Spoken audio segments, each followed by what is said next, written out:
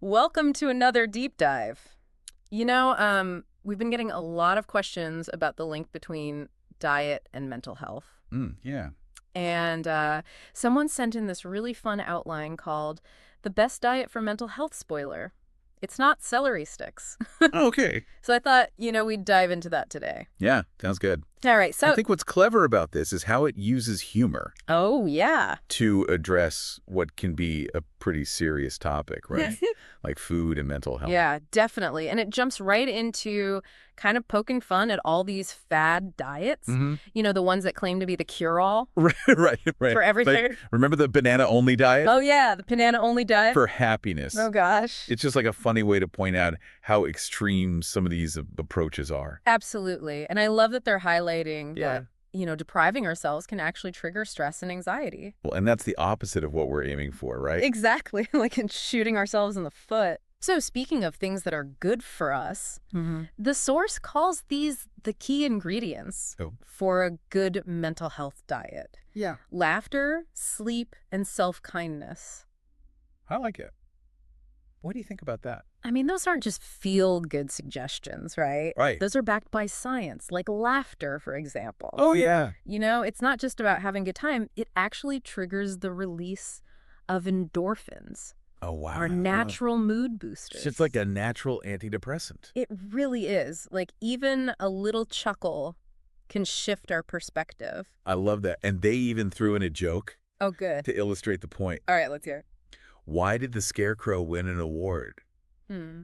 Because he was outstanding in his field. Oh, okay. A little corny, Yeah. but, It made me smile. exactly. It's Yeah. just like a little mood booster. Yeah, well, and that's the point, right? Like, Yeah. just shifting your perspective even a little bit can help. Absolutely. Studies have actually linked laughter therapy. To reducing symptoms of anxiety and depression. Really? Yeah, Okay, that's pretty powerful. it is. Okay, so since we're talking about things that are good for us, Okay. let's move on to sleep. Right. The source calls it intermittent fasting for your brain.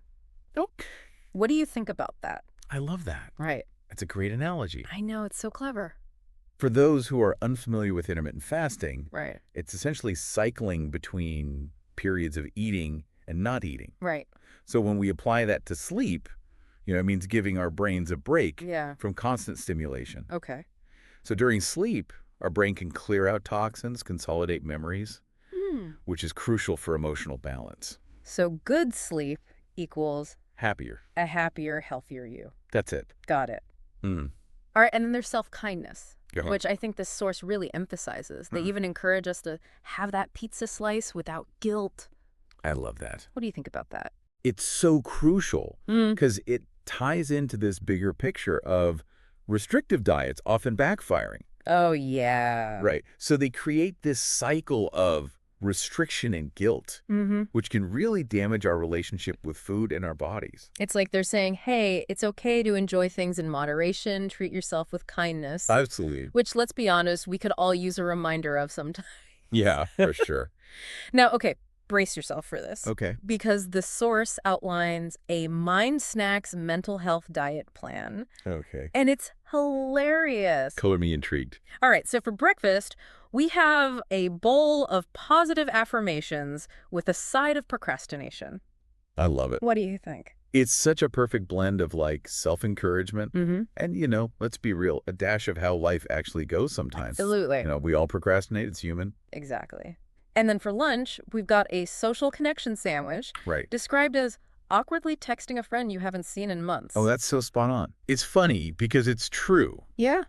but it also cleverly highlights the importance of connection for mental well-being, even if those first steps, feel a bit clumsy. Yeah, I like that. Like, hey, I'm reaching out. Exactly. Like that.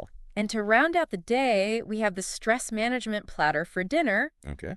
Best enjoyed while binge-watching your favorite show and snacking straight from the bag. Oh, yeah. What do you think? They're definitely leaning into the humor here, Yeah.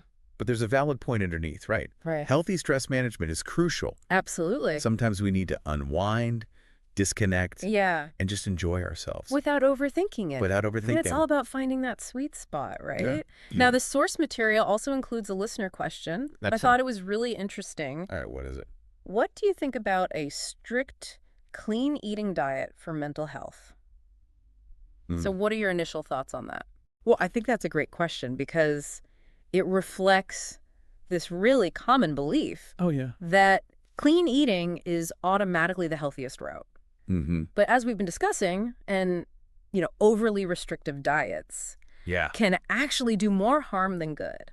When it comes to mental well-being, I see what you mean. Like restricting ourselves too much can kind of take the pleasure out of eating and even lead to anxiety around food. So it's about finding a balance, wouldn't you say?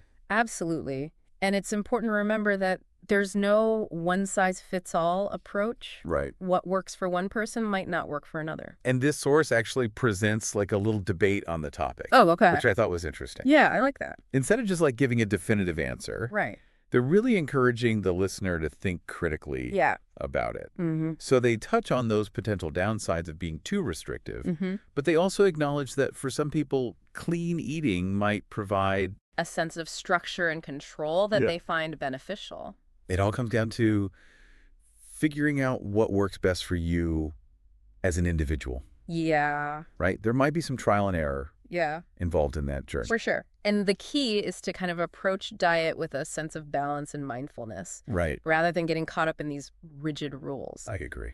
Now, speaking of mindfulness, that's another theme that I've noticed kind of woven throughout this source material. And it seems like they're really encouraging us to become more aware of our thoughts and feelings around food. Yeah, like really paying attention to those internal cues. Right. Recognizing when we're truly hungry versus eating for emotional reasons. Yeah, that's a good point.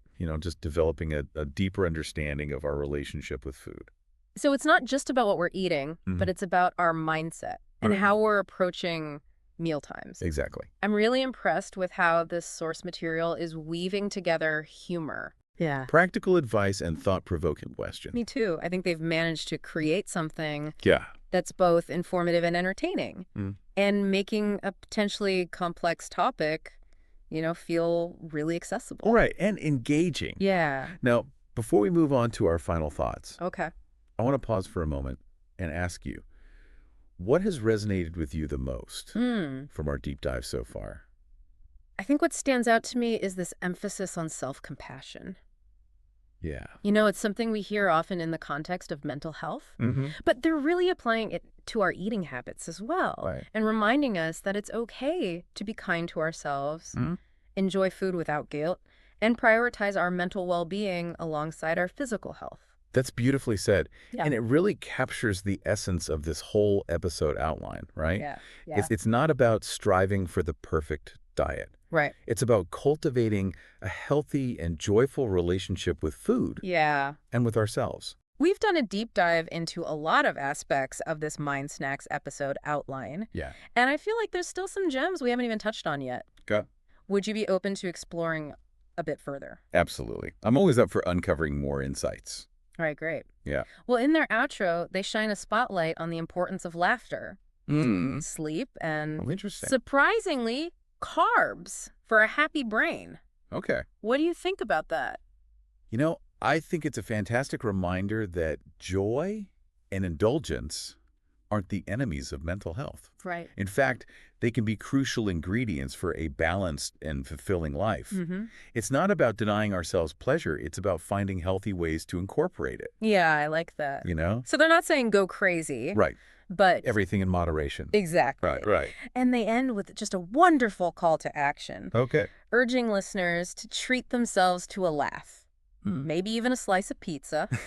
If they're having a tough day. What a delightful way to end an episode. I know, right? It leaves you feeling empowered to prioritize your well-being and to find joy in the simple things. I couldn't agree more. Now, before we share our final takeaways, I want to pose a question to you, our listener. Okay. What's one small, enjoyable change you could make today to support your mental well-being? It doesn't have to be anything drastic. Yeah. Just something that brings you a little bit of joy. Like what? It could be as simple as reaching out to a friend. Yeah. Watching a funny video. Oh, yeah. Spending a few extra minutes savoring your meal or taking a walk in nature. Small acts of self-care can have a big impact on how we feel. Absolutely. And remember, it's not about perfection. Right. It's about progress. Yes. Small steps taken consistently can lead to significant shifts in our overall well-being. I agree. So go ahead. Give yourself permission to laugh a little, rest a little, indulge a little. Yeah. Your mind, body, and soul will thank you. This deep dive into the world of diet and mental health has been so insightful. It has. And I'm grateful to have had you along for the ride. It's been a pleasure exploring these ideas with you. As we wrap up, I want to leave you, our listener, with one final thought to ponder. Okay. This episode highlighted the power of laughter, sleep, self-kindness. Yeah. But what about the role of connection? How can nurturing our relationships with others contribute to a healthier and happier mind? That's such an important question to consider. I know, right. You know, we often think about diet and mental health in terms of individual choices. Right. But the impact of our social connections can't be overstated. It makes you think, right? Yeah. Like there's so much emphasis placed on individual wellness these days that we forget about the power of community. It's like we've become so focused on self-improvement that we've forgotten the importance of simply connecting with others, sharing experiences and offering each other support. In this Mind Snacks episode that we've been dissecting, they actually touch on that a little bit. Oh, yeah. Remember the social connection sandwich for lunch? Right. It was kind of a funny bit. But it highlighted those often awkward yet essential steps we take to maintain those bonds. Yeah. What do you think about that? Well, it's not just about having a large circle of friends. Yeah. It's about the quality of those connections. The feeling of being seen and understood, the shared laughter, the meaningful conversations.